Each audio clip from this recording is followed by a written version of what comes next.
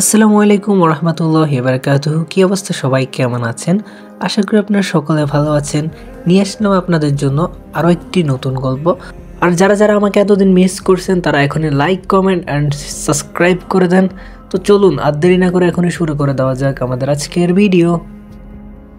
মাঝরাতে বুকের উপর ভারী কিছু অনুভব করতেই ঘুম ভেঙে গেল সাজিদের। সে চোখ মেলে দেখতে পেল অচেনা একটি মেয়ে তাকে শক্ত করে জড়িয়ে ধরে শুয়ে আছে।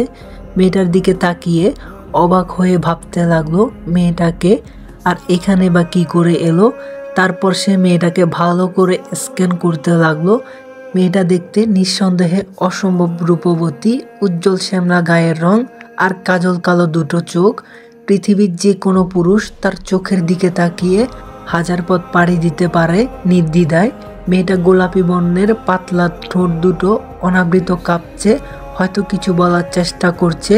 সাজিদ মাথা তুলে তার কথাগুলো শোনার চেষ্টা করলো, কিন্তু কিছুই বুঝতে পারলো না।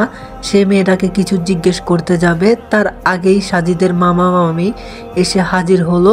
আর মেয়েটির দিকে তাকিয়ে সাজিদের মামি বলল, দেখেছো তোমার ভাতিজি যাতে মাতাল হলে কি হবে, তাহলে একদম ঠিক, পাগল হলে কি হবে। মেয়েটা কিন্তু শেয়ানা একটা, বেছে বেছে একেবারে সাজিদ বাবার শরীরের উপর ঢলে পড়েছে। নষ্টিপুষ্টি করার স্বভাব আর গেল না। তখনই সাজিদের মামা তার স্ত্রীকে থামানোর চেষ্টা করে বলল, আহা তুমি এমন করছো কেন, এইভাবে বলো না, জানোই তো ওর মাথায় একটু সমস্যা আছে। সাজিদের মামি বলল, এমন করে বলবো না তো কি বলবো, নিজের বাবা মাকে তো সেই কবে খেয়ে ফেলেছে, এখন এসেছে আমাদের জ্বালাচ্ছে। সাজিদ তার মামাতো ভাইয়ের বিয়ের উপলক্ষে অনেকদিন পর মামার বাড়ি এসেছে, আর কারেন্ট চলে যাওয়ায় সাজিদ খুব গরম লাগছিল, তাই সে দরজা খোলা রেখে ঘুমিয়ে পড়েছিল। সাজিদ তার মামা মামির দিকে তাকিয়ে কিছু বলতে যাবে, তার আগে মেয়েটা যেন তার শরীরের সাথে আরও মিশে গেল। তারপর পিছন দিকে একবার তাকিয়ে জোরালো কণ্ঠে বলল, প্লিজ আমাকে বাঁচাও, নয়তো ওরা আমাকে মেরে ফেলবে। এই দেখো এখানে কত ব্যথা দিয়েছে, হাত দেখিয়ে আমাকে দেখালো। কথাটা শুনে সাজিদের মামি মেয়েটির দিকে তেড়ে এসে বলতে লাগলো, এই ওর কাছে আমার নামে কি নালিশ করছিস রে? যতই কাহিনী করিস, আজ আমার হাত থেকে কেউ তোকে বাঁচাতে পারবে না। আমার খাবি, আমার পড়বি, আবার আমার ক্ষতি করবি, তা তো হবে না। আজ তোর একটা ব্যবস্থা করেই তবে আমি শান্তি পাবো। মেয়েটা সাজিদের দিকে তাকিয়ে কান্নার গলায় বলতে লাগলো, দেখো ওই মেয়েটা কত পচা, আমার দিকে কিভাবে তেড়ে এসছে, আবার আমাকে মারবে। ঠিক তখনই সাজিদ বলে উঠল, কেউ তোমাকে মারবে না, আমি আছি তো, কোনো ভয় নেই। তারপর সাজিদ বিছানা থেকে উঠে তার মামা মামির দিকে এগিয়ে গিয়ে জিজ্ঞেস করলো, মামি মেয়েটাকে? সাজিদের মামি বলল, মেয়েটা হলো মেঘলা, তোমার ছোট মামার মেয়ে। মামির কথা শুনে সাজিদ অবাক হয়ে বলল, সেই পিচ্চি মেঘলা কত বড় হয়ে গেছে এখন। তারপর পেছন দিকে তাকিয়ে বলল, মেঘলা এদিকে এসো, আমি তোমার সাজিদ ভাইয়া, আমি তোমার একমাত্র ফুফাতো ভাই। মেঘলা বাচ্চাদের মতো বলতে লাগলো, না আমি যাব না, ওরা আমাকে মারবে। সাজিদ এবার ওর মামা আর মামির দিকে তাকিয়ে বলল, মামা মামি ও কি বলছে এইসব? সাজিদের মামি একটা বিরক্তিকর নিঃশ্বাস ফেলে বলতে শুরু করলো, আর বলো না, তোমার ছোট মামা মামি অ্যাক্সিডেন্ট করে মারা যাওয়ার পর বাবা মায়ের মৃত্যু সইতে না পেরে মেঘলা পাগল হয়ে গেছে। এতদিন পাগলা গারদেই ছিল, কিন্তু তন্ময় বিদেশ থেকে আসার পর ওকে বাড়িতে নিয়ে এসেছে। সে নাকি তার চাচাতো বোনকে ছাড়া বিয়ের পিঁড়িতে বসতে পারবে না। এখন আমার হয়েছে এক জ্বালা, এই মেয়েকে সামলাতে গিয়ে আমার জীবন পুরো ছাই হয়ে যাচ্ছে। জানো আজকে কি করেছে? তিথি তন্ময়ের বিয়েতে পড়বে বলে একটা নতুন জামা কিনে এনে খাটের উপর রেখেছে, আর এই নবাবজাদি সেই জামাটা আগুনে পুড়ে দিয়েছে। আমার মেয়েটা সেই কি কান্না, গুনে গুনে 5,000 টাকা দিয়ে জামাটা কিনেছিল।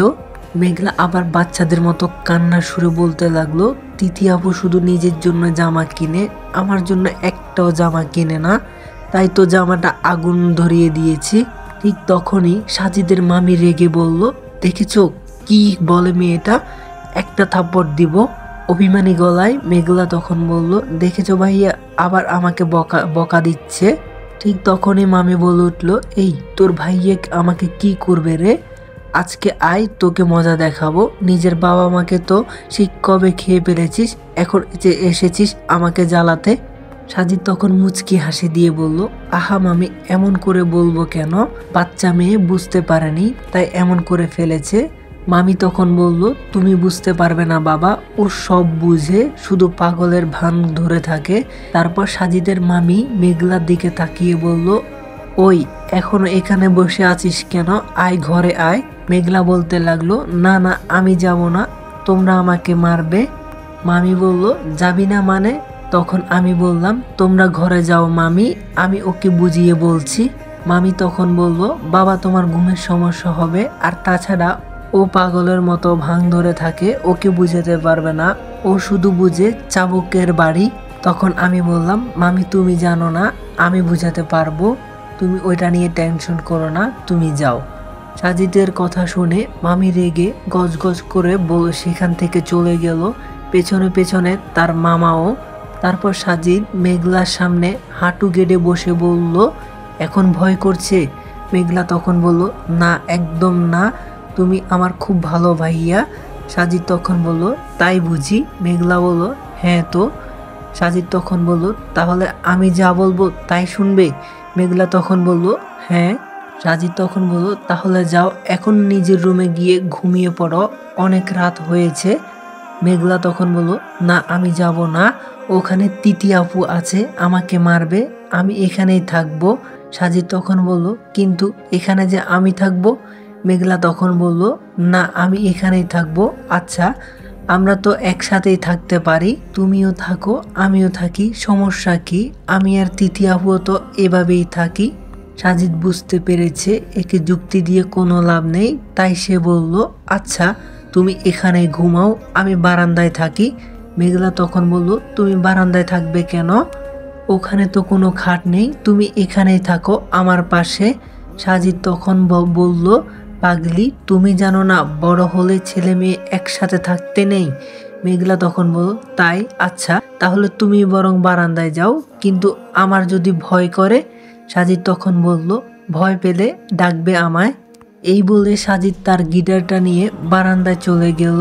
অনেক দিন গান গাওয়া হয় না, তাই সাজিদ একটা গান ধরলো। এমন সময় মেঘলা আবার তাকে ডেকে উঠলো, ঘরে গিয়ে দেখলো।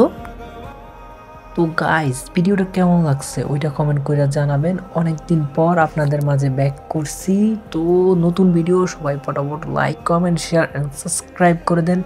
আর হ্যাঁ ইনশাল্লাহ এখন থেকে কন্টিনিউ করার চেষ্টা করব, আর সবাই প্লিজ বেশি বেশি করে সাপোর্ট করতে হবে। আর গাইস কে কে আমাকে মিস করছেন ওইটাও কমেন্ট করে জানাবেন, আর আমাদের নতুন গল্পটি কেমন লাগছে ওইটাও কমেন্ট করে জানাবেন। ওইটা নেক্সট পার্ট চান কিনা জানান, তাড়াতাড়ি যদি চান তাড়াতাড়ি লাইক কমেন্টের বন্যা বসাই দেন। ইনশাল্লাহ খুব তাড়াতাড়ি নতুন ভিডিও নিয়ে আবার হাজির হব। তো ততক্ষণ পর্যন্ত সবাই ভালো থাকবেন, সুস্থ থাকবেন, খোদা হাফেজ।